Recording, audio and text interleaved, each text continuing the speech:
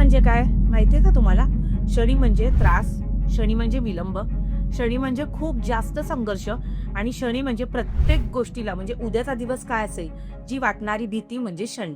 ह्याच शनीचं परिवर्तन 29 मार्चला कुंभ राशीतून मीन राशीत होत आहे.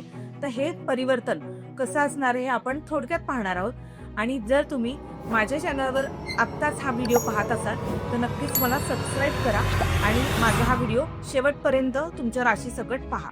तर शनी हा येत्या 29 मार्च 2025ला कुंभ राशीमधून मीन राशीमध्ये येत आहे. तर गेली 2.5 वर्ष शनी हा कुंभ राशीत होता, जे की ती राशी त्याची स्वतःची होती. त्याच्या आवडीच्या राशीमध्ये तो होता आणि जो की तो त्याचा कम्फर्ट झोन होता.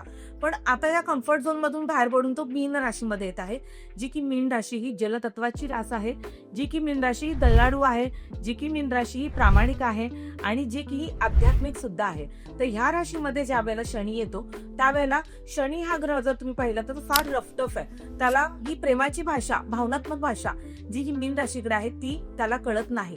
शनीला कळतो तो म्हणजे संघर्ष, शनीला कळतं तो म्हणजे व्यवहार आणि शनीला कळतं ते म्हणजे त्याचं वागणं. तर शनी हा जो आहे तो मीन राशीमध्ये ज्या वेळेला येणार आहे त्यावेळेला भावनात्मक एनर्जी आणि जी की दुसरी तुमची रफटफ वाली किंवा प्रॅक्टिकल एनर्जी, ह्या दोन्ही एनर्जी एकत्र येणार आहेत.